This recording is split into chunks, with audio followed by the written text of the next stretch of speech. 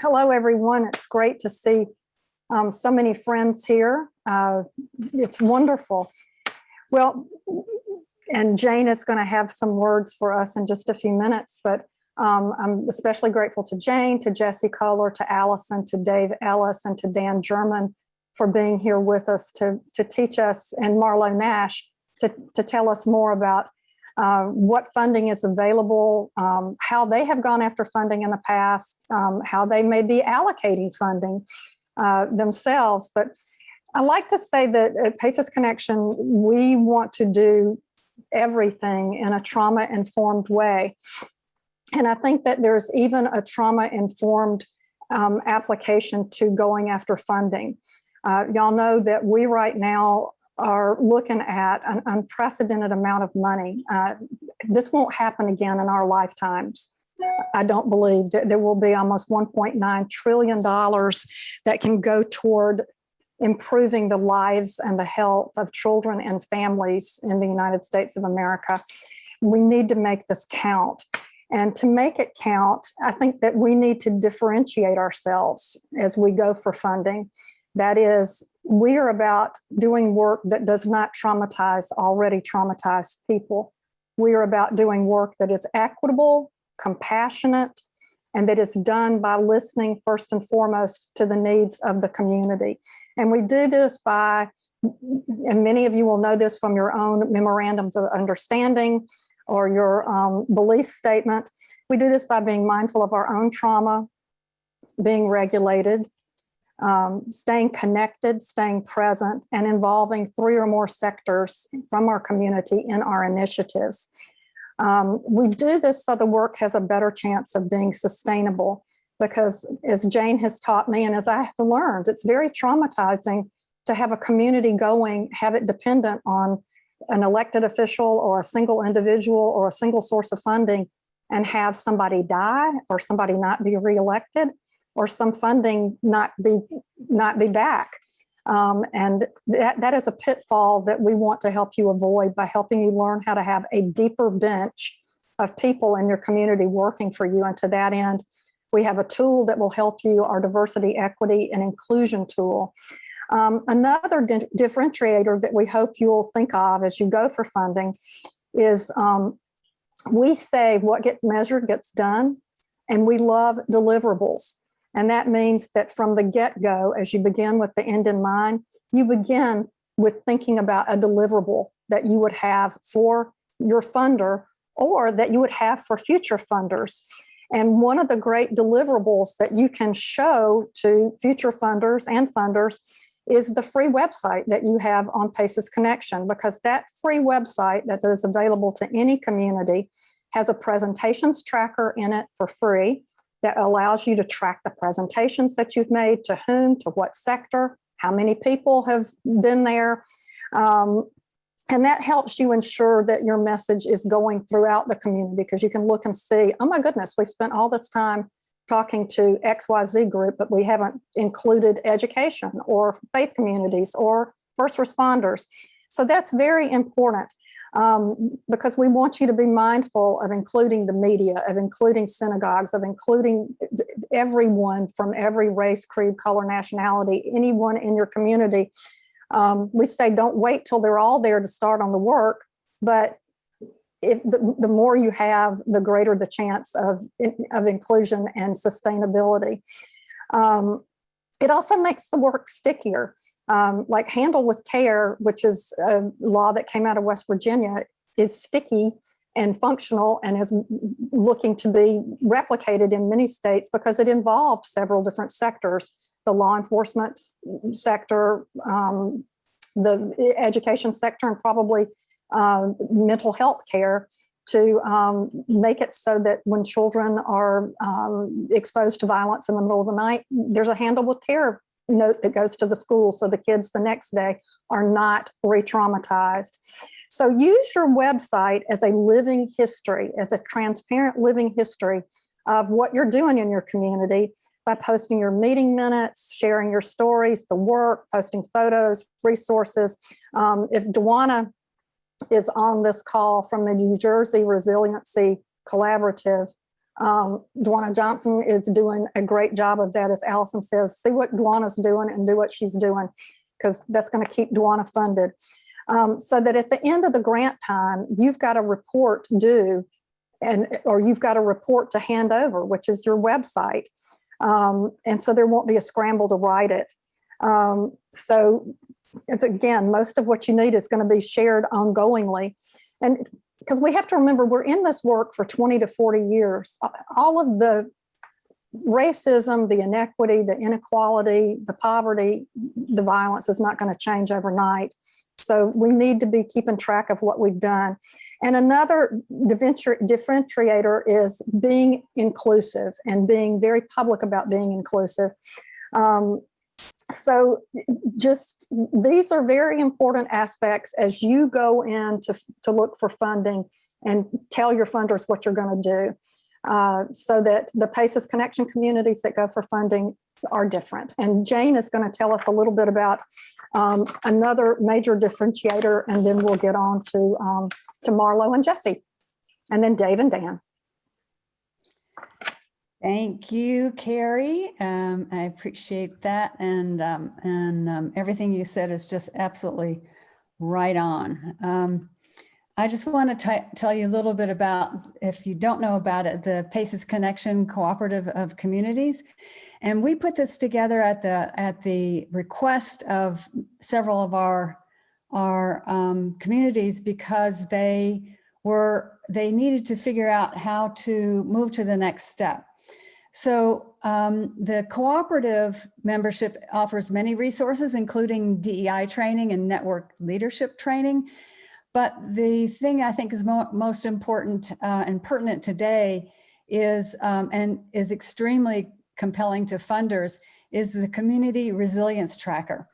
And it has two parts. The Milestones Tracker shows how far our community's organizations are in their progress to becoming trauma-informed, and a Sector Outcomes Tracker that shows outcomes in sectors chosen by the community, for example, education, healthcare, juvenile justice.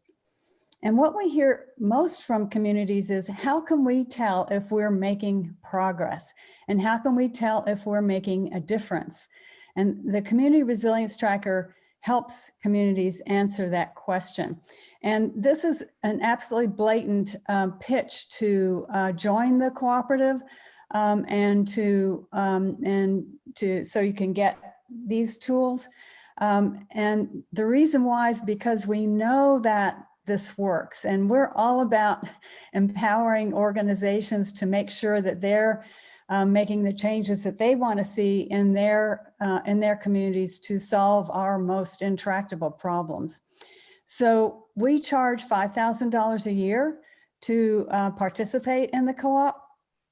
And so we're asking if you do get a grant to track and you want to track your progress, write that $5,000 into the grant. And if you can do it for 3 years, that's even better, because this will help you get to your goals. And it's also a fraction of the cost of what it would, if you did it yourself. So the other thing is, we're all about sustainability. When this money goes away, and 1 year, 3 year, 5 years, whatever it's going to be, but it will go away because that's the cycle. We want to make sure that this is embedded enough in communities so that you can get local support. And we're working with communities to help them figure out how to do that as well. So if you have any questions afterwards, just let me know. I'd be glad to answer them. Thanks so much, Jane. And yes, we've got right now a couple of communities that are building the co-op into grant applications that they're making. And to that end, I'm going to put another link in the chat in just a minute that we'd love to track who's going after what and whether or not you're successful. And there'll be other opportunities to do this as we go through the next 5 or 10 years. But this is it would be really great to know who is getting funding from the Recovery Act. And also, one final thing, if you have an opportunity to thank the people for whom you're asking funding, we always recommend saying thank you. That's another differentiator. So at any rate, Marlo, Jesse, dive in, and then we'll hear from Dave, because Dave, I know, has to be off the call at about 10 till 4. So thanks. Thank you, Jane. Great. Thank you, Carrie and Jane. It is a pleasure to be with you all this afternoon. I'm here in my role as the co-chair of the National Trauma Campaign, and my fellow co-chair, Jesse Kohler, is on with me as well and will be a part of this presentation. The National Trauma Campaign is a project of the Campaign for Trauma-Informed Policy and Practice. And the initial mission of the Trauma Campaign was to open lines of communication between constituents like you all who know about the science and how you are applying it practically in your states and communities.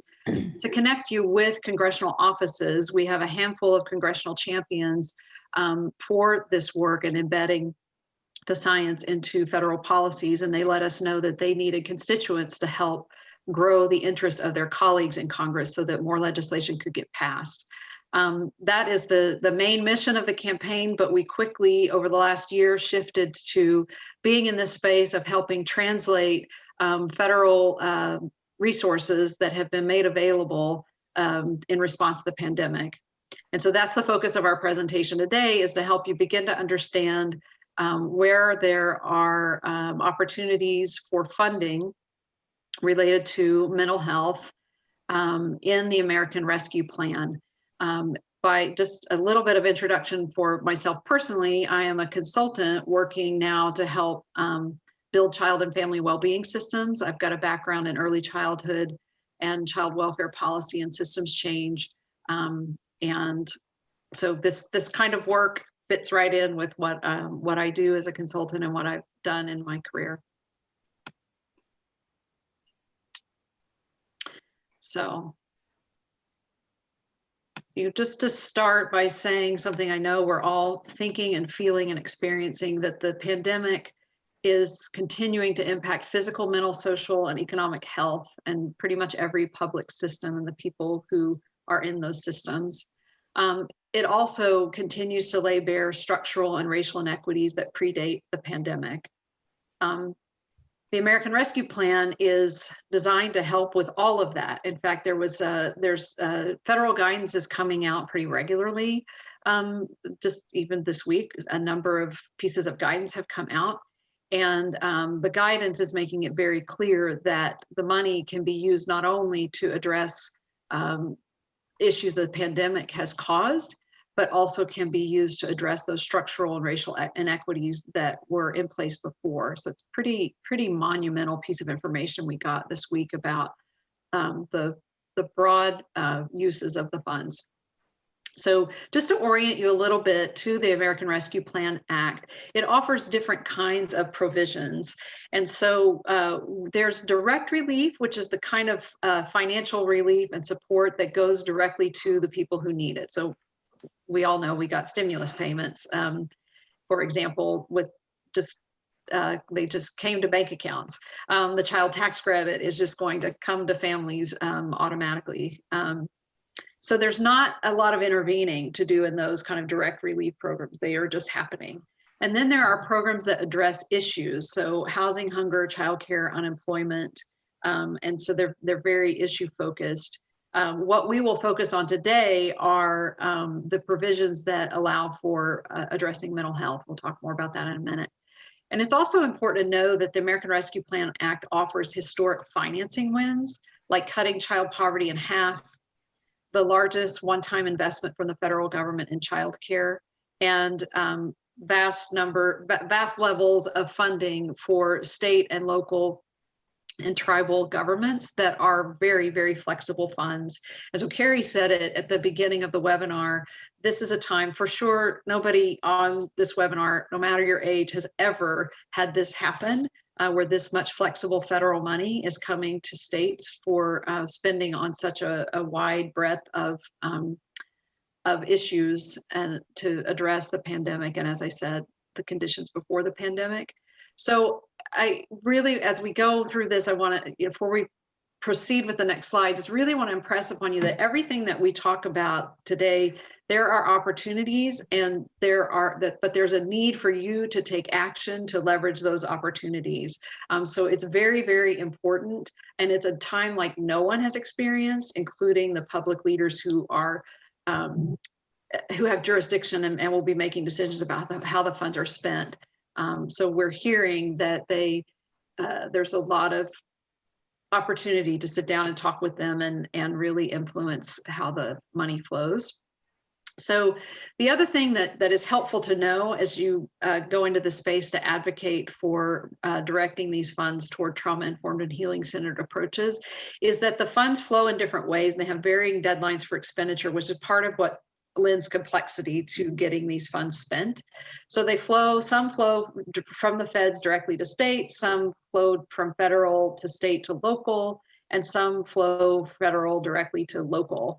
And the important thing about that, besides just understanding that there are differences, is that these monies could be leveraged together. So there's opportunities to think about how, like, a municipality has gotten money, maybe would align with some of the flexible money the state has gotten to implement like a statewide approach or something like that. So there's just a lot of leeway, a lot of different ways to go about thinking how to spend this money. So some of the overarching considerations as you think about interacting with your public leaders who are trying to make decisions about how to spend this money, it can actually be a challenge to public agencies to spend down this amount of money because there's a limited amount of time to do it.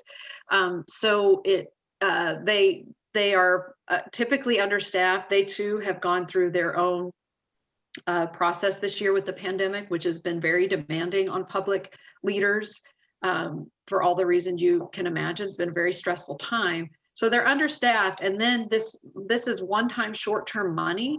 So we're hearing that there's, in cases, there's a reticence to hire staff for this money. So it makes it difficult for someone who's in charge of, say, the child care system or any of the systems to really think about adding something to a program or an approach to spend down this money because they who staffs it. So we've heard things like they really need to have kind of plug and play solutions where you come and the whole thing's thought out. Not that they couldn't then partner with you to modify it, but to really think through what you could propose to them.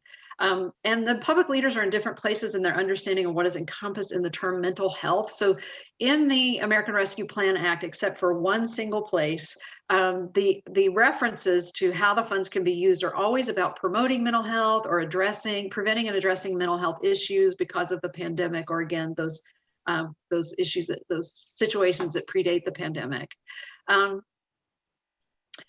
So part of the work, part of the advocacy is to help them understand how trauma-informed and healing-centered approaches fit within mental health. So for a lot of people, their mindset around mental health is that it's about intervention, about counseling, and that kind of, that part of the continuum of mental health services and issues.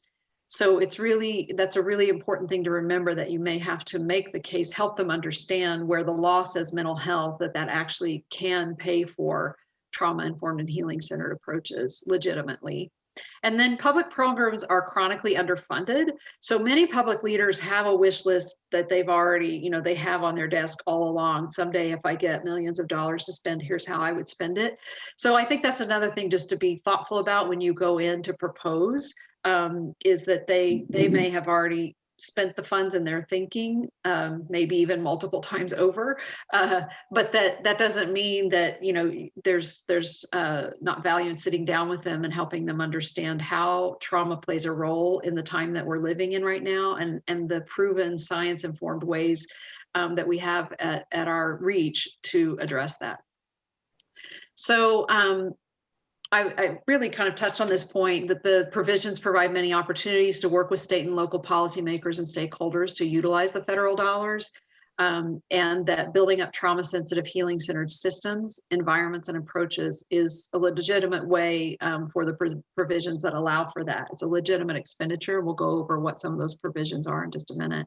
So we're suggesting to you that at least minimally, there's two asks. And one is to ask that that the government spend money in support of trauma-sensitive, healing-centered approaches, programs, environments, and systems, and that they make all decisions about how the money is spent through a trauma-sensitive, healing-centered lens. And so, you know, those are two different things, and both very important for addressing the trauma that really at a population level we've been experiencing over the last year. And the last thing is that the time to start is now. The money's starting to flow. The guidance, a lot of the decision makers were needing to wait on the federal guidance to know what was allowed, how they could spend the money. That has started coming out. So it's really ramping up right now. But it's not that all those decisions have been made. So this is the right time to kind of put together your plan and go in and have those conversations. So the various buckets that we in our analysis see that allow for trauma-informed approaches, programs, and environments are in K through 12 education and early childhood, in physical, behavioral, and mental health care systems, in child maltreatment prevention and emergency assistance, and then in aid to state, local, and tribal governments. So one of the biggest plays we think that you could make is to convince, whether it's state, local, or tribal, depending on where the level you work in or the level you want to influence, is to say this is a time, the money is there to have a systems-wide approach and commitment to becoming equipped across all relevant systems to be trauma-informed and healing-centered. There's flexible financing available. And as I said earlier, there's even that opportunity to align different financing streams that are going in different directions right now, but to take a non-siloed, integrated.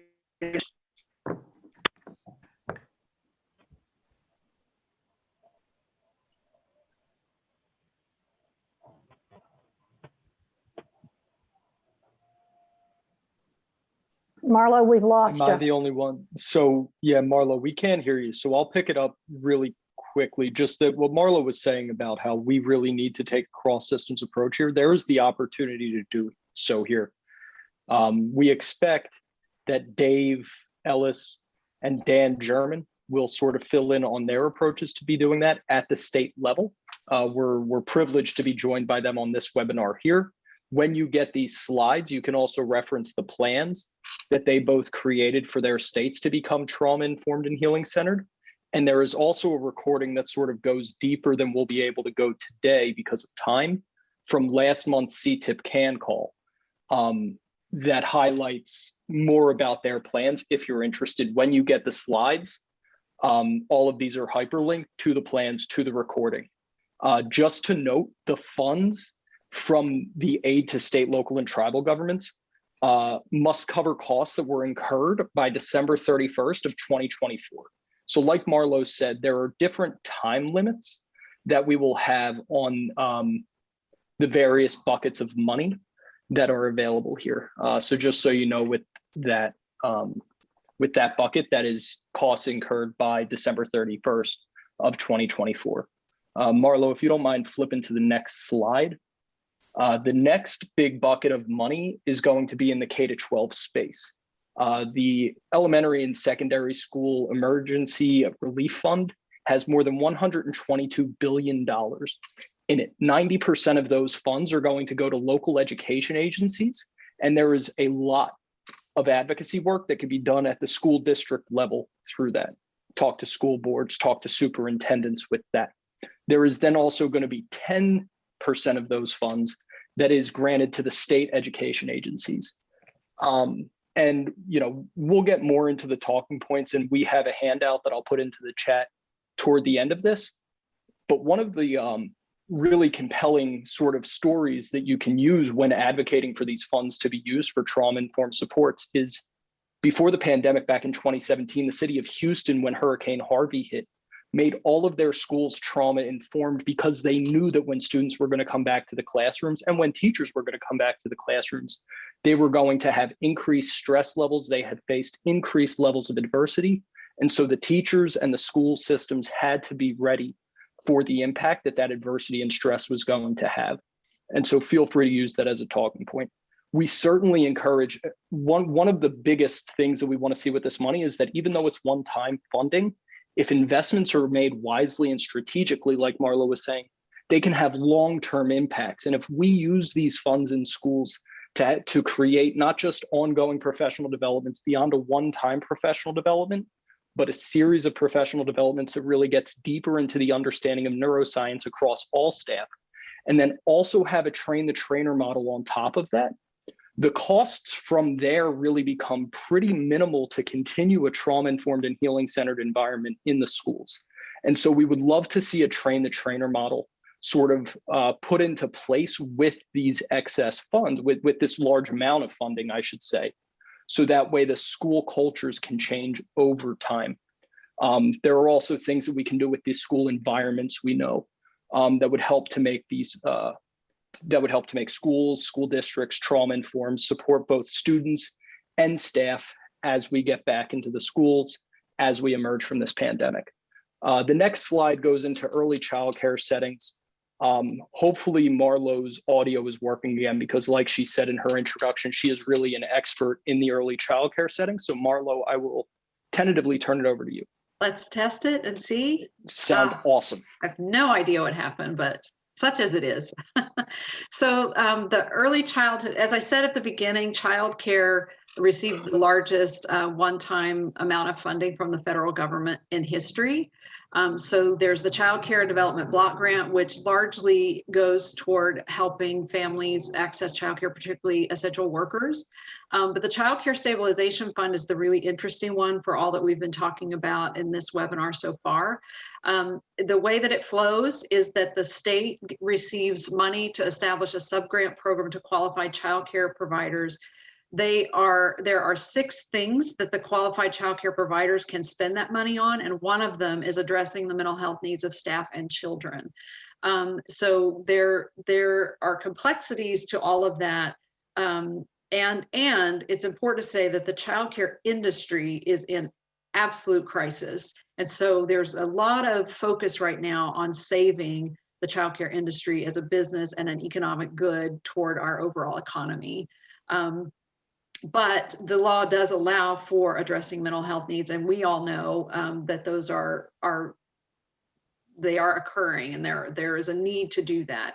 So we've been doing a lot of thinking about how that can be structured according to the guidance that came out, and so there are ways to do that, and we can consult on how to do that.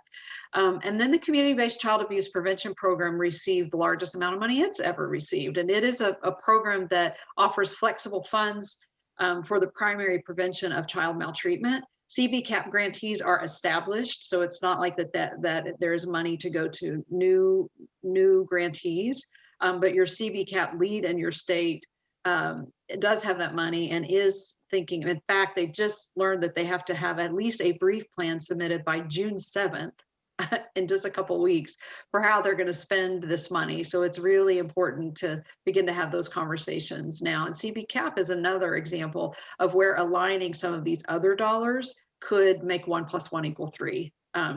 So we're encouraging folks to think about, don't just think in the silo of CBCAP, but say CBCAP does this thing, and we also need this thing to happen, so these other dollars could connect to make this other thing happen. And again, we've been doing a lot of thinking about that. And many CBCAP sites around the country already use trauma-informed and healing-centered approaches. So if you're talking to your state CBCAP, that might be the first question. Do you already do this? And if they don't, just know that there are their own colleagues around the country who are exemplars to them. So that's also, an easy connecting point. And Prevent Child Abuse America is really the resource organization to go to for that kind of information. So the last bucket, and I'll go quickly because I know that we want to get to Dave and Dan here, and so I will go as quickly as possible here. The last bucket of fund really revolves around healthcare, behavioral healthcare, and the workforce that supports those sectors. So there's $1.5 billion that went to both the community mental health block grants and the substance abuse block grants. Those funds need to be expended by September 30th of 2025, and it would be very, very great to see them be used to make both of those block grants and the sectors that support them trauma-informed and healing-centered. It's state by state. Some states do a great job of that. many states we know could have room for improvement. And then there is this bucket of money that we see below that, the behavioral health workforce education and training. There's $100 million that is available until it's expended that can be used to train the next generation of folks going into behavioral health. So people studying psychology, people studying social work and related fields. While it would make sense if all of them had baseline levels of trauma-informed knowledge, the knowledge of neuroscience, and many do, it is not required, and this funding can certainly be used to support that, and we would love to see it go there. There are three big buckets of funding for healthcare workers that have different amounts of money, but really the amount of secondary and vicarious trauma that's been experienced by the healthcare workforce is overwhelming throughout the pandemic, both in their own lived experiences and what they've had to see in healthcare settings. And so providing trauma-informed workspaces for these healthcare workers would be fantastic. And they're through the three buckets, there's $140 million there that can be used to help make workforces trauma-informed and provides support for the healthcare workforce themselves. And then there's this small amount of money, or it's not a small amount of money actually, but there's this other pot of money for community-based mobile crisis intervention services that permits a state to bill Medicaid for 85% of the cost of services provided for a multidisciplinary mobile crisis team. And it also provides $15 million for states to plan to develop the mobile crisis intervention services. And we really want to encourage every state to take advantage of this pot of funding that is available through the American Rescue Plan Act. On the next slide. Can I just add real fast, just that the mobile crisis team, that's the one place in the entire law that actually uses the term trauma-informed. So they are required by law to be trauma-informed. Let's take advantage of that, everybody. So here is just how we want to talk about advocacy, and Dave and Dan will get more into it, but I really love Simon Sinek, and he talks about leading with the why and making sure that we talk about why this is so important. In line with the Frameworks Institute, we can focus on what is positive, the hope that exists, right? I use the hashtag often that hope is near. Healthy outcomes from positive experiences is neuroscience, epigenetics, ACEs, and resilience. We can lead with that and then also talk about the adversity and the stress that we have all faced due to the pandemic and why we need a trauma-informed response to have the recovery that we all need as a country. And then we get into the programs that we're looking for and the result that would come from that. It goes in line with how our brains are actually structured. If you've ever seen Dr. Bruce Perry's simplified brain state, where it goes from the neocortex and inward is the limbic system, when we lead with the why, we get to the hearts of decision makers. We will also talk to their logical brains, but really we need to get to the hearts of the people who are holding the purse strings to get these funds leveraged in the way that we all know they need to be leveraged. And the next slide, which I'll finish with here, just shows the public health model. And we really want to highlight that the reason that your advocacy is so important is that when people think of the term mental health, very frequently they think of the top of this triangle, they think of the treatment side. In a childcare setting, in schools, what this looks like is that students need to become dysregulated to receive support. And while it's important, and we know that it's important, we need to start working further upstream. We need to create a systemic approach. It's probably a bit late with the pandemic to create primary prevention because there's already increased levels of stress and adversity in the world, but we can create this secondary prevention level. And when we have systems that are at this level, as we emerge from the pandemic, we will emerge with a system that can enact primary prevention effectively as well. When you get the slides, there's a lot of resources underneath that I want for you to just know exist, but we don't have time to get into it today. Unfortunately, in the chat, I am putting a series of talking points documents that you can leverage when you're talking to stakeholders. So there's an overview that Marlo went through at the beginning, and then the different pots of funding that exist, different talking points that you can use when discussing mobilizing these funds for trauma-informed, for healing-centered approaches, programs, environments, and systems to any decision maker. The last thing that I will say is that the squeaky wheel gets the grease, and we really need to squeak here. There's going to be a lot of people going after this money, and without everybody speaking the same language, without everybody taking responsibility and talking to those that they can, we won't be able to leverage these funds to the best extent possible. So I encourage you all to do that. You can join the National Trauma Campaign, and we will continue to support folks moving forward. We will also paste the information to PACE's Connection. With that, I will turn the information back over to Carrie, or the floor back over to Carrie, to give to Dave. Thank you all.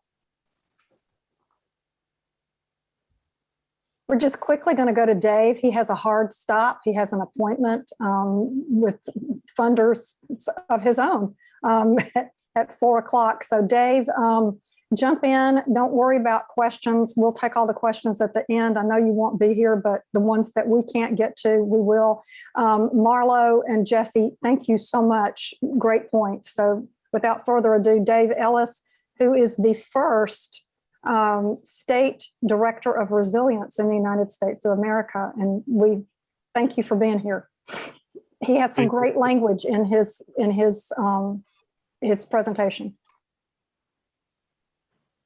Thank you for the invitation. I keep hoping that technology will work the way it is supposed to. So Marlo, know that I'm cringing over here on the side trying to open up this PowerPoint and not knowing if it's actually going to open. It looks open. See, and I can't see it, which is what's driving me. There we go. Now I can see it. So, as I said, my name is Dave Ellis. I am the Executive Director of the Office of Resilience in New Jersey. And, you know, one of the things that I will tell you is, in addition to being that Executive Director, I am also a former funder. So I spent about 5.5 years working for Greater Twin Cities United Way, which is the largest dollars under management United Way in the country. I had responsibility for about $10 million around domestic violence and homelessness. And so this idea of grant making and funding is near and dear to me, even before I took this position. Excuse me. So quickly, you heard people talking about the statewide action plan in New Jersey. And when you look through that, you will find quite a bit of language that you can use. And I want to do a really quick piece with this, and then I'll probably turn this over to Dan because I do have to go. This is what work in New Jersey looked like. Looking at that you heard Jesse use the acronym neurobiology, epigenetics, adverse childhood experiences, and resilience. That's that acronym NEAR. This is the work that was going on in New Jersey before I got there. A lot of things were happening, but you notice that they're not connected, right? Everybody in their own little silos. And one of the things that we realized that had to happen was that we had to begin to find out, first of all, what all was there. So when Jane talked about, or I'm sorry, maybe it was Carrie that was talking about the tools that are available on PACE's Connection. Please, please, please go take a look at those tools. Because one of the trackers she's talking about, we're utilizing it. And we're talking with folks now about how when we start to respond to grants, that we're looking first at the outcomes. What do we want to have as outcomes? And we work backwards from there, right? So if I can tell you what I want as an outcome, that is one of the greatest points you can have. The idea of working across sectors, don't forget the community itself. When things really push comes to shove, it's the community that will help you sustain all of this. And this plan was designed around those specific things, around connecting with community. And so the 5 core strategies that came out of the plan, which was basically created by community, because we went out and asked them. If you look at the plan, you'll see their language in it around each one of these, looking at becoming that trauma-informed and healing-centered state designation. And we talked about that this morning with our funders. What does that really mean?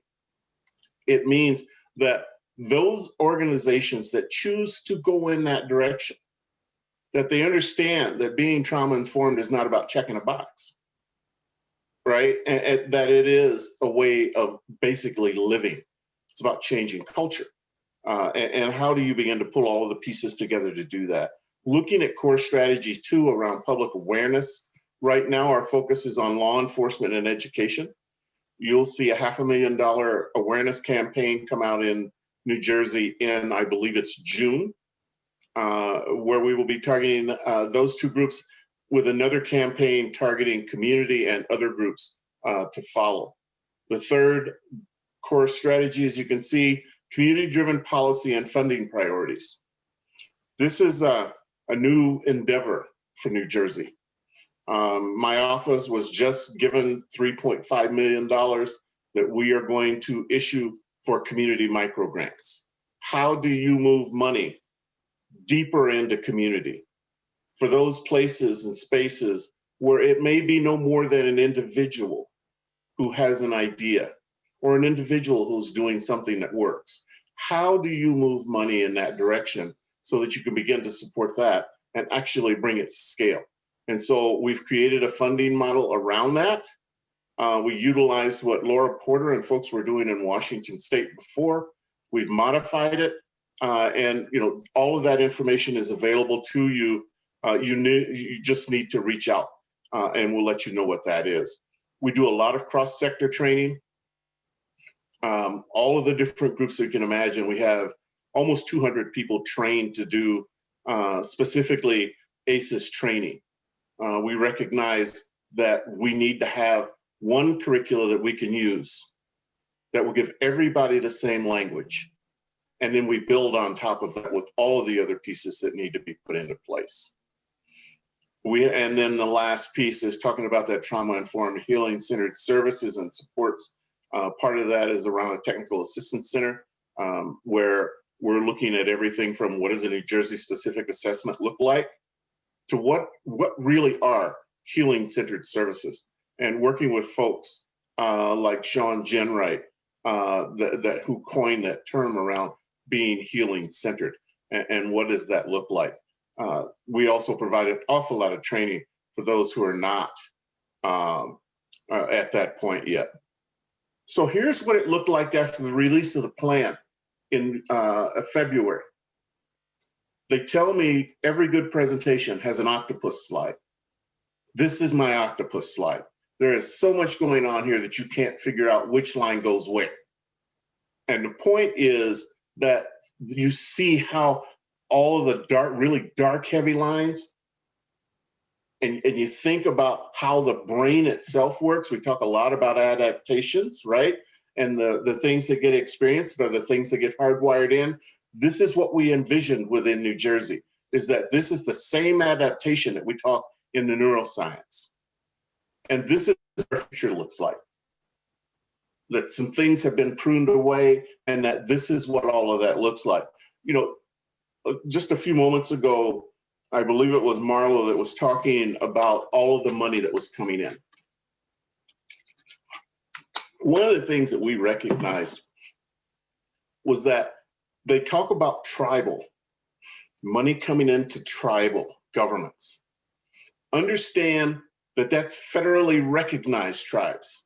There are a lot of tribes in states that are not federally recognized. The 3 tribes in New Jersey are not. So part of what we had to look at was how do we make sure that they have access to these funds too? So there's a big bucket of money that comes into each individual state that the governor of each state has the ability to direct wherever they want to put it.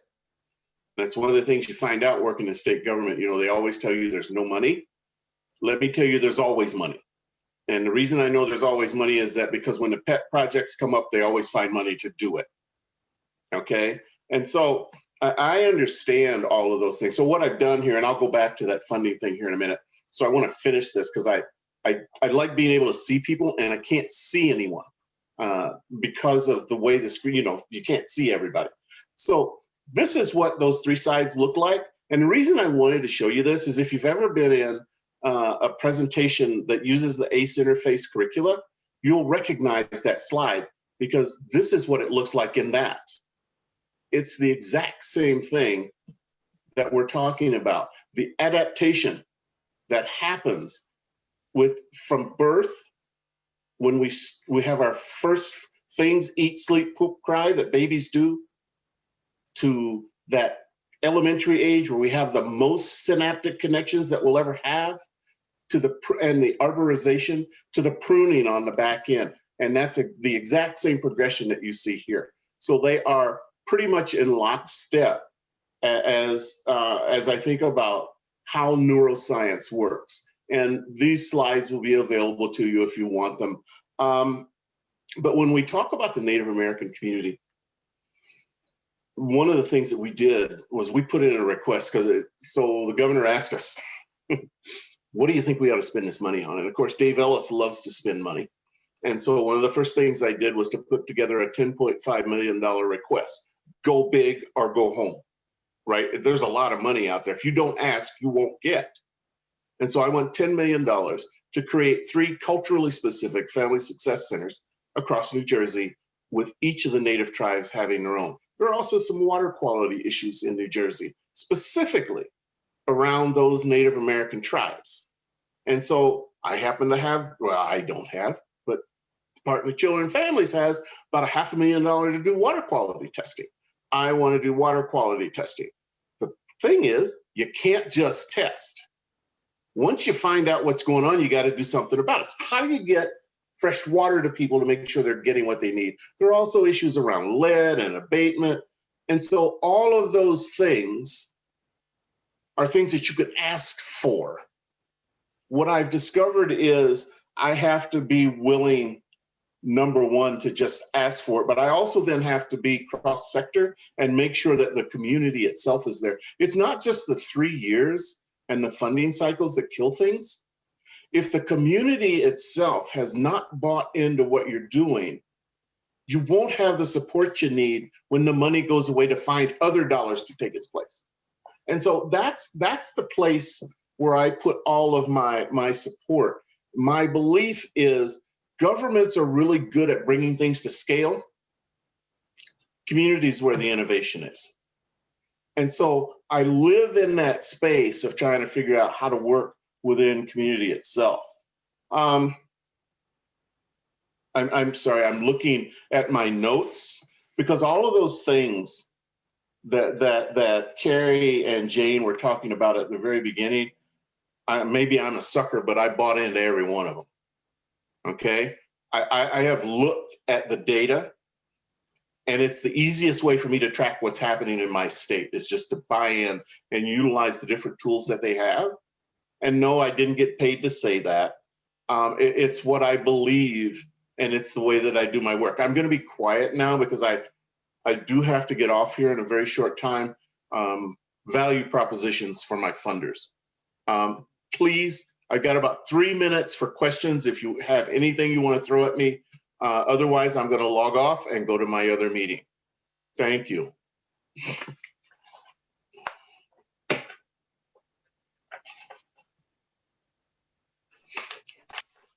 And Dan, it's good to see you on the call, sir. Good to see you too, Dave. I'm not seeing any questions so far. So if people come up with questions, Dave, what's the best way? Who should they connect with your well, team? Duana is on the call. And just know I'm sitting in the Valley of the Sun out in Mesa, Arizona. I am not in New Jersey. Okay. I took 6 weeks. I told them I got to go away for 6 weeks. I'm not on vacation. I'm still working. Nice thing about COVID, all I need to have is a stable connection. Everything is still being done on Zoom, so I can do this from anywhere in the world. That's another thing you should understand about work you do. Please take care of yourself. This is part of my self-care plan. You saw that secondary traumatic stress thing. Right now, I'm working with a level 1 trauma hospital in Minneapolis that is so far underwater with their trauma and secondary traumatic stress. Their staff can't even talk to one another. So we spend time doing healing circles, just opening space for people to begin to have the conversation. And hopefully someday we'll all get mature enough to have the real conversations that we need to have. There Thank was you. one question about where will they find RFPs, but I imagine Dwana can answer that one too. Yeah. And I'm assuming they're talking about the micro grants. We're not going to do RFPs. How you like that idea? We're going to do requests for ideas. And we're going to wait from there. An RFP process, lots of organizations have a difficult time following through with what state governments want, with what federal governments want. And so we're streamlining a process that allows us to move money out of state agencies into a nonprofit, deeper into community, and get rid of all of the state red tape in the middle. Okay, so if you want it, that's the process. I said, if you want to know about it, let us know. And Dwana is still on there. I saw her just put something in the chat, probably her information. You can find us through the New Jersey PACES Connection page. If you go to the Office of Resilience page, you'll find it. You can connect with us there. Lots of ways. Okay. Thank you, Dave. Yep. Have a great rest of the day. And I'm off to a blues concert after all of this is done today. Rock on. Blues on. Thank you, Dave. All right. What a great. I wish we could clone Dave Ellis. So Dan is Dave's kind of counterpart for Pennsylvania, and we will jump into Dan sharing with us as well. And just keep those questions coming in the chat, and we'll have time for questions and answers when Dan finishes in about 18 minutes. Thanks, Dan. Thank you, Carrie. Dave and I met on the CTIPP webinar, and we're actually trying to coordinate. We're both fully vaccinated. We're trying to coordinate meetings somewhere between his location in Jersey and mine in Lancaster, Pennsylvania, so we can have coffee. We found out we had so many ideas and philosophies in common that we should sit down in person and talk. So I'm Dan Jurman. I'm the Executive Director of the Office of Advocacy and Reform in the Governor's Office in Pennsylvania. That's also a new office. It was created by the Governor in 2019 by executive order. And that same executive order gave our office the responsibility of making Pennsylvania a trauma-informed state. I started in December of 2019 and actually ignored the job listing the first time I saw it. I'm a non-traditional government employee. I've worked in the nonprofit sector my entire career. I grew up in poverty. I'm biracial, and I am an 8 on the ACEs survey. So I never saw myself working in state government, in any state's government, frankly. And usually I was just complaining about government on the other side of the funding chain. So it's been an exciting ride. Of course, my first 3 months in, the pandemic hit. And I had a plan in place to start our trauma-informed PA plan prior to the pandemic hitting, thankfully. And my plan was always to get as much diversity as possible. So we were always going to be virtual. I wanted people, we're a big land-wise state, and I wanted people from all across our Commonwealth, from different geographies, from different racial and ethnic backgrounds, different disciplines, to be part of a think tank to help us put the plan together. I got a huge response to that. It was a volunteer job that required an interview and a resume. So I was like, please, let me just get 10. And we got 68 people who sent in their resumes, interviewed with me. That interview process was one of the greatest moments of my life, several moments actually, but 68 people having conversations with me about how passionate they are about trauma and ACEs just reinvigorated my faith in humanity. To hear these people talk about not only their professional experiences, but at least half of them shared their personal trauma survival experiences from all sorts of traumas. And it was just amazing. And so I couldn't take them all. We took about 25. We asked the other 43 to come back for implementation, and many of them did. We got to work on a plan. I shared my information in the chat, including our website, and there's a link on there to the plan itself. We created 48 recommendations over the next 4 months, really focused on three core pillars. One was changing the culture of the state. culture, policy, and practice within state government. So doing things like adding trauma-informed language and responsibilities within the job description of every employee in the Commonwealth of Pennsylvania. Making sure that every single employee in Pennsylvania gets at least introductory trauma training. And so, things like that to start to really embed how we think about this all across, no matter what your job is in state government, that you're required to understand this. And then we worked on grassroots connectivity. And so PACES Connection was a big part of that, in us creating the Pennsylvania Trauma Informed Network. And Rob Reed, who's in the Attorney General's office and has 30 plus years in law enforcement experience, has been an invaluable ally in this work for me. He was already doing it for years before my office was created. And so I met with him over coffee as well and said, hey, I don't want to get in your way. I just want to give you more rocket fuel. Like, how do I support you to do more of what you were already doing from the governor's office? And we started talking about how we got more grassroots involvement, more organizations connected to this work. Right now, I think we have 17 different counties or regions that have an initiative or coalition that's on PACES Connection or about to be on. And Rob has traveled all over the Commonwealth helping to seed that work. The third part is how we recover from racial, communal, and historic trauma. And so we broke that into two different pieces. The racial and communal trauma piece focused around everything that we've seen for centuries, right? So for as long as there's been human behavior, it seems there's always been one or more groups that are oppressed and others that are doing the oppressing. And so we're focused on within that work on the trauma of the individual, the trauma of the community. We're focused on policy and legislation that needs to change around systemic racism and discrimination. And we're focused on the radicalization of the racists themselves and what's going on within the trauma that person experienced that makes them ripe to be recruited by some of these hate groups. Pennsylvania has, at least the last time I saw an article on this, we had the most arrests in the January 6th insurrection of any state in the country. We were number 2 after Texas and right before Florida at number 3, and then we overtook Texas at number 1. We've got some real problems here to work through as a state, and we want to get right to it. As I mentioned, I'm biracial, and there were racists in the white half of my family who didn't make my childhood especially better. And I can tell you as an adult reflecting on that, they were the family members who were in the most pain, who had the most dysfunction, who were struggling with lots of things and ended up looking at someone else to take that pain out on. And so, we want to dig into what is causing this.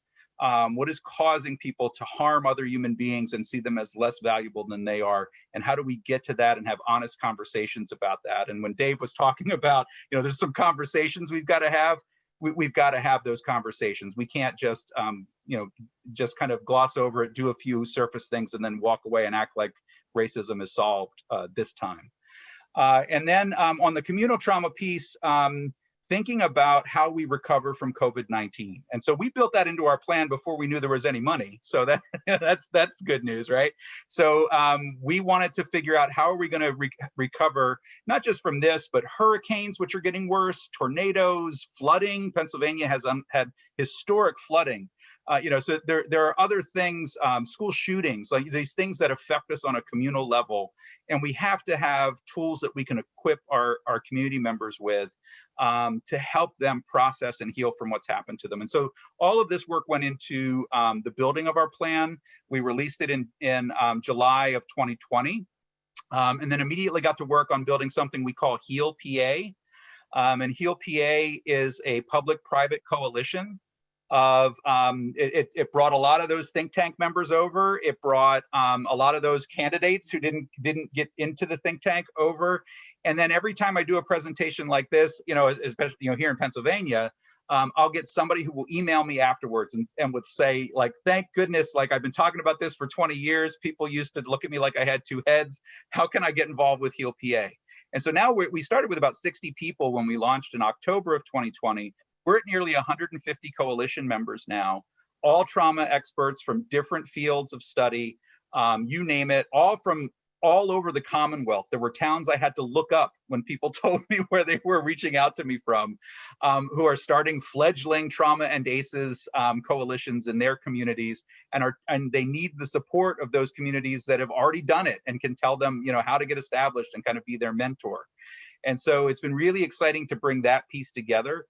Some of our recommendations, out of the 48 recommendations we put out, some of them have already been achieved. There have been things like big investments in broadband, rural broadband, because one of our recommendations was to make telehealth permanent, the regulations that we made telehealth permanent. Well, you can't do that if you live in rural Pennsylvania and you have horrible cell service and no internet.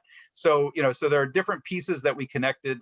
We're working on making those regulations permanent as well.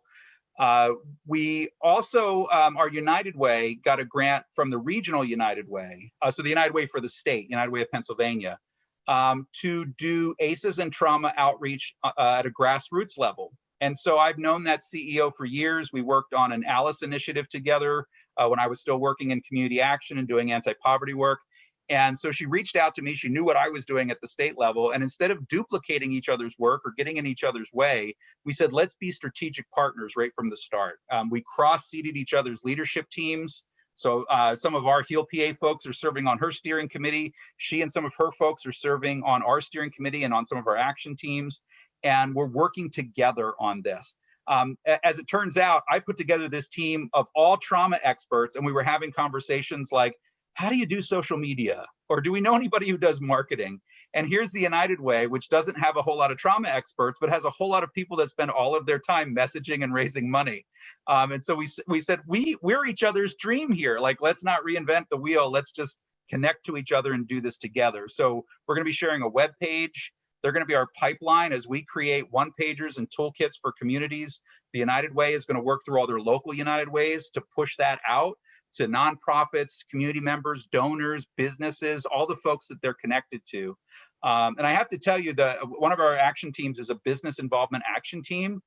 The most interest I have right now for speaking, and I have to say, thanks to the pandemic, I'm doing more speaking than I've ever done in my entire career, because I can be in Pittsburgh in the morning, Lancaster in the mid-morning, and then I can be somewhere else in the afternoon in Pennsylvania. Never could have done that before, nor would anybody have paid for my travel and hotel.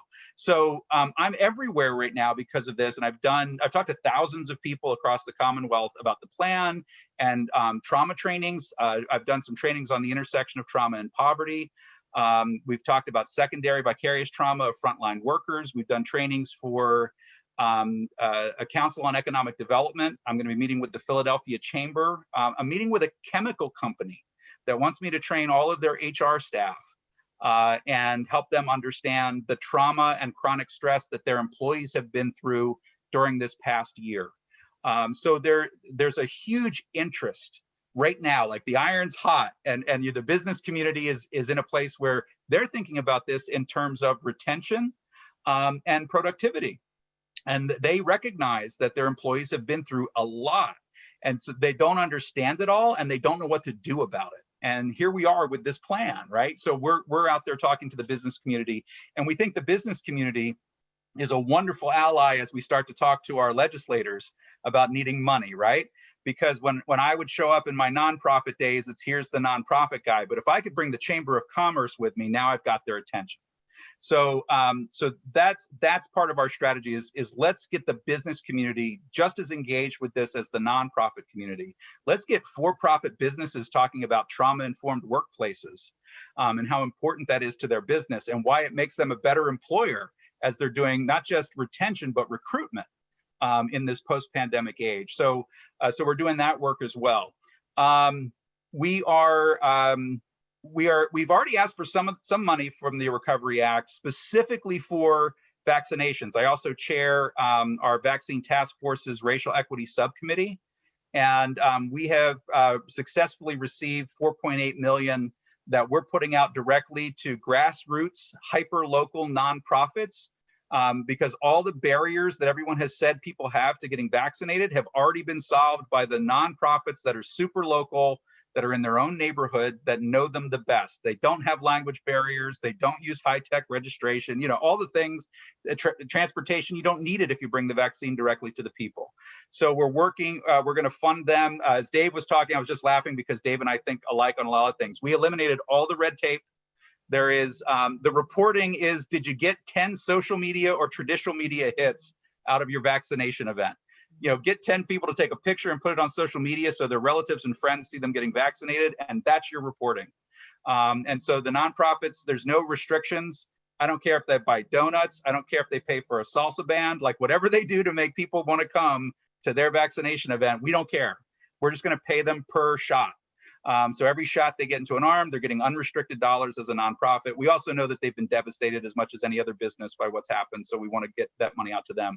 And so we've had some experience successfully getting some of these dollars. We've now also asked for another 4.2 million for our Heal PA initiatives. And to be specific, over the couple of minutes that I have, we are asking for dollars to support community conversations. We're partnering with community action agencies and other anti-poverty organizations across the state. And we want to go to people in person, so it's going to be a little while yet, but go to people in person and have community conversations about ACEs, trauma, and chronic stress. We want to help parents and families understand these issues and understand what has been happening to them, not just in the past year, but in some cases for entire generations of their families. To understand that this is what's happening and this is what you can do. And here are the therapeutic resources in your community. And by the way, they're going to be sitting right here in this community conversation with us. And so we want to connect to people in plain language and explain neuroscience and neurobiology and epigenetics in as easy a way as possible so that folks understand these factors. So we want to fund that. We want to fund an ACEs coordinator for the entire Commonwealth. Right now we have ACEs initiatives happening in different pockets and different agencies.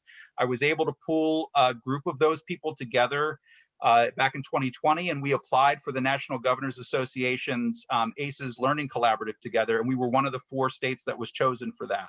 And so we've been working together for 14 months now on our ACEs strategies across agencies. And now I want somebody to kind of sit over that and own that work and push it forward, but also to create resources and trainings for our school districts. Trauma-informed training is required for all Pennsylvania school districts every year. That was put into law in 2018, but they have no resources for it. It was an unfunded mandate.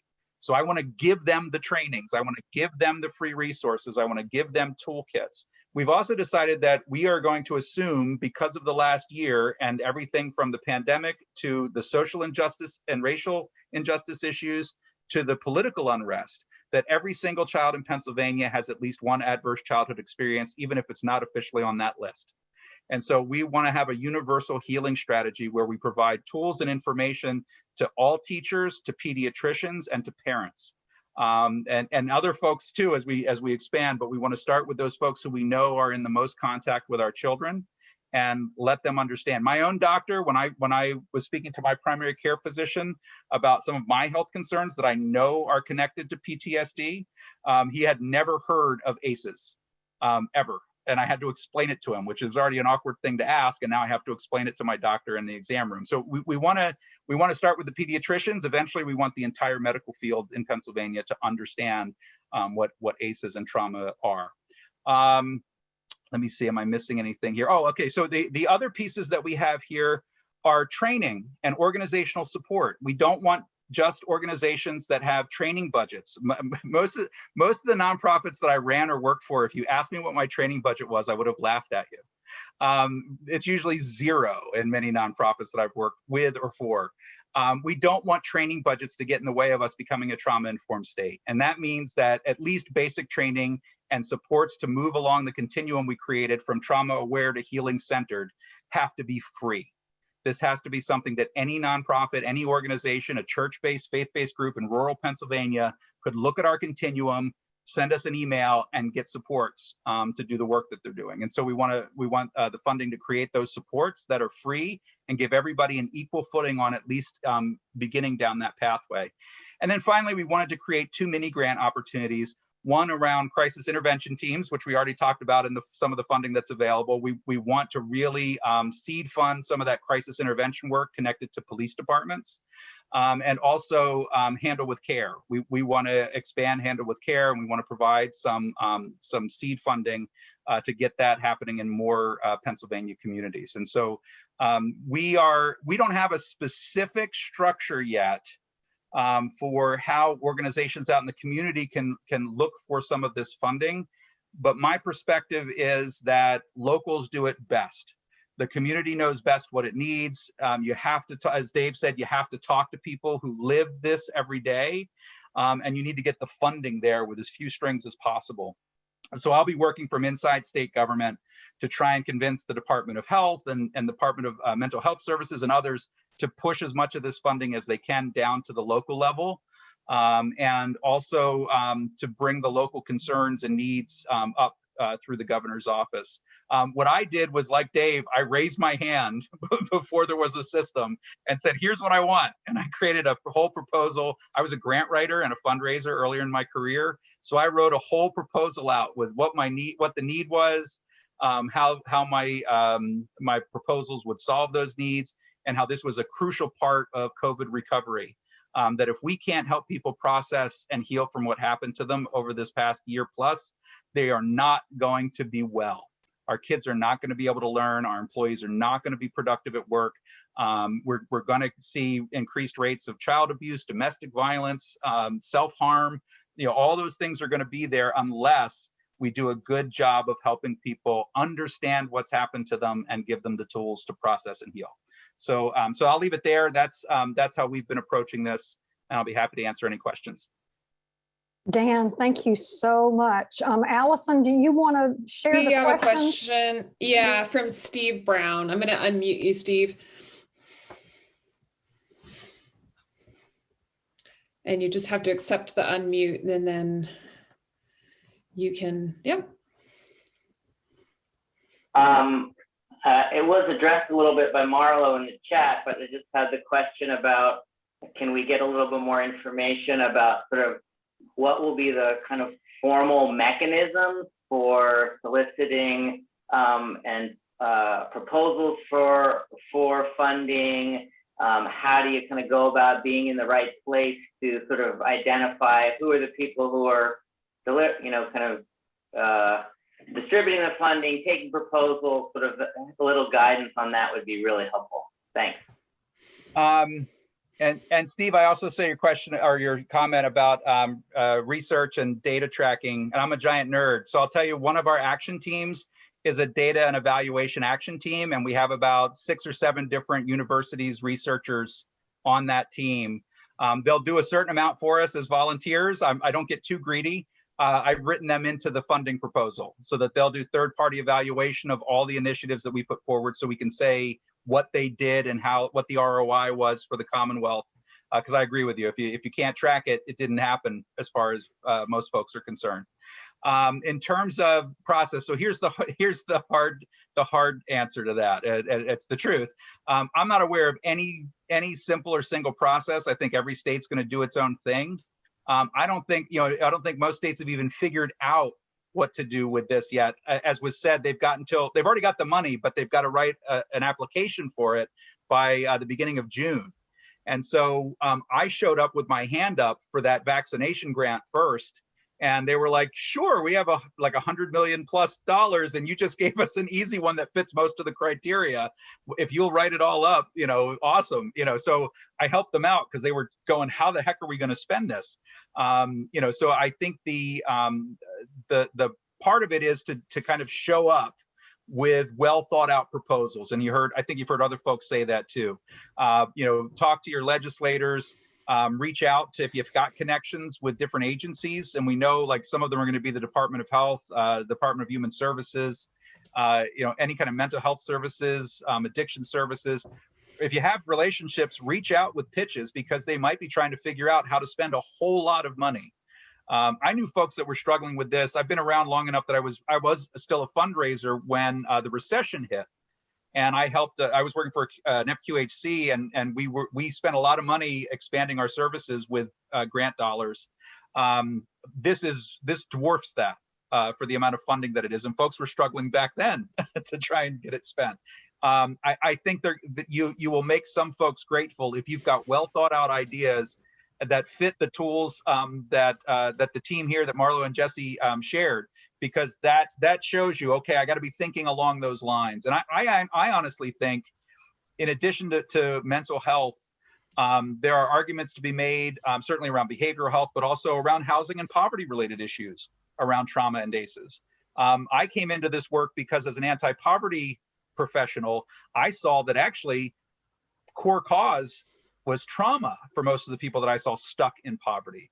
I'm about to meet with the Bucks County Career Development Center, and I have a presentation for them about how most of what they've been calling a lack of soft skills, I think, is untreated trauma. And want to talk to them about being a trauma-informed career development center. So I think there are other ways to kind of help people see that this is related to a whole lot of other issues beyond physical and behavioral health. And if there are other categories in those relief dollars where you can make a good argument, I would start making it now, and I would start putting it in front of people, and don't wait for them to invite you. Try and get out there, because somebody else is already in line raising their hand. And if I can add two things really quickly. Me too. One, so Steve Brown is going to be presenting on our May CTIPP CAN call. Just wanted to give a shout out to you for that, Steve. And the second one is that, what Marlo and I presented on is really the flexible funding that can be advocated for. There is also fixed funding, and one of those places is $10 million that went to the National Child Traumatic Stress Network.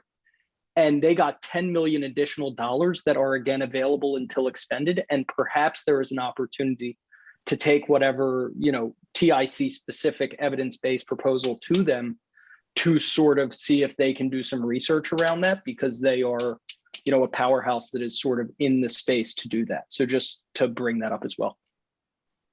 Yeah, and I just want to build on what Dan was saying about poverty and other root causes and drawing that connection.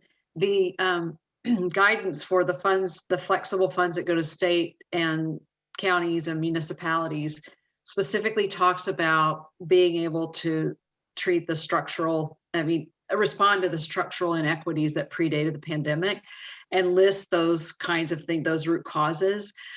When you think about what drives families into the child welfare system, it's those same root causes. So there's the case to make about how all of these things line up, especially because we're seeing the kinds of situations that drive families into the child welfare system: increased substance use, increased domestic violence. Those kinds of things are all on the uptick because of the pandemic. And then I spoke to the CB-CAP monies, which have a lot of flexibility for how to help prevent child maltreatment. And within that, there's recent research from Chapin Hall that shows what financial interventions could you put in place in your state on behalf of families that are proven to reduce child welfare entries. So, and one of those is providing home visiting with paired with concrete supports, and concrete supports are things like financial supports and goods that they need to care for their children and things like that. So there's all of this intersectionality, and the incredible thing about this money is that the feds are giving the flexibility to think about those intersectional components. So there's just so much opportunity. Well, and I'll add, even where they're not flexible in a good way. Like when I had to take my idea for a grant, and then I was told, yeah, now you have to fill out this CDC proposal. So you're answering the questions for the CDC. The CDC questions, it's like the CDC was like listening to me on my Amazon Echo while I was writing the thing, because all the things that they wrote in there has to be for equitable vaccine distribution, has to be to community-based organizations and federally qualified health centers and organizations that know their communities best. Like, I was like, who in the Biden administration is reading my mind? So it was exciting to read what they were demanding, and then exciting to see where the flexibilities were around innovation. I also think one of the other examples I can give you that ties into this is when I was still in community action. we wanted to focus. Single moms were the largest population that we had in Lancaster County living in poverty. And so we knew what the barriers were for them getting living wage employment. And one of them was a lot of these employers, you have to start on second or third shift. And so we worked with a big employer. They pay a living wage and health benefits, but they start on second or third shift. We got them to agree to recategorize a group that we were going to support of single moms who would be called supported trainees. And we started them on first shift, which didn't make all the rest of their employees angry because they were just supported trainees. They made less per hour as trainees, but the company reinvested the difference in us being able to work with them every Friday on their own personal growth and development, which included healing from past traumas and experiencing the life that was going to be waiting for them and their kids, and different things that were taking being out of poverty out of being an abstraction and making it real. And when we did this approach with a business partner, we got our first funding partner, and we were working around trauma and ACEs. We ended up with all these different funding sources braided together to make the program. We actually got more money than we needed to do the program because we were able to braid all these different funding sources together. And so I would also invite you to kind of think about the holistic approaches that you can take and to look at how you could braid different funding sources together for that, which I think was the point that that Marlo was making as well, is that you can find a lot of these that are in different places and pull them together for something that you want to do that doesn't fit necessarily in any one bucket. Can I just make one? I know we're almost out of time, but I want to draw another connection, and this is sort of at the macro level. The American Rescue Plan Act funds are short-term, one-time funds, but there are proposals that are in Congress, that will be coming in Congress, that will be about institutionalizing some of this. So it's really important to be watching for that as well, because they'll need to be support. Join the National Trauma Campaign. We'll give you, all the talking points and everything you need, and we'll be tracking it. But your congressional delegations will need to hear what you're supporting in these future bills that will sustain the kinds of progress that the American Rescue Plan Act can make. Yeah, I'll also say my strategy for this first ask anyway was for money that would set me up to build a lot of things that I'll be using for the next 5-10 years. So, toolkits and trainings and, resources that once they're paid for, they exist.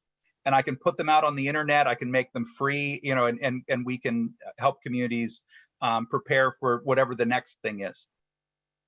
Yes, and to that end, gosh, Elizabeth, I know Allison, we're right at 4:30, but I hope that y'all see how much value there is in this connection between PACE's connection and CTIPP, and CTIPP has so many tools to help us learn how to talk to legislators, and PACE's connection has an Ask the Community. So if you're looking for community partners, go to PACE's connection and put it in Ask the Community. And I will say that I bet you we can help connect some people to go after some of this braided funding that Dan is talking about. So Jane, have you got any closing comments? And then we'll go to Allison to close us out. No, just thanks so much. I mean, this is just amazing. I learned so much and gave me a few story ideas. And Jane, we are so grateful to you for starting PACE's Connection and giving all of this a home, a container for us to connect. Okay, Allison, unless Jesse's got any closing remarks. Okay, take us out, Allison. We'll save the chat. I just want to remind everyone to save the chat. And there was a lot of good stuff in the chat this time. So just go ahead and click on chat. Then there's 3 dots button and just click save chat.